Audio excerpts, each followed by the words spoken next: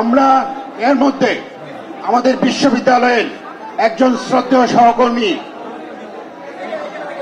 জান্নাতুল ফেরদৌস সহকারী অধ্যাপক এই ম্যাডাম আমাদের ছেড়ে পরপারে চলে গিয়েছেন।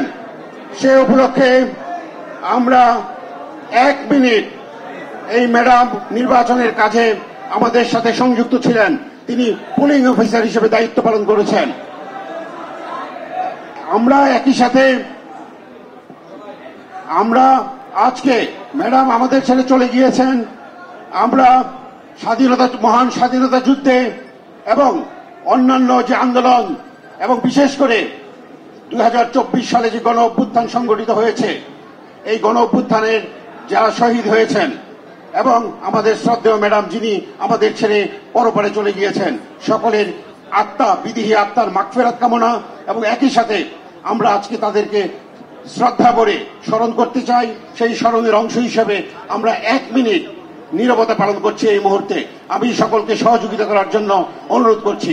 1 মিনিট নীরবতা পালনের কর্মসূচি শুরু হলো।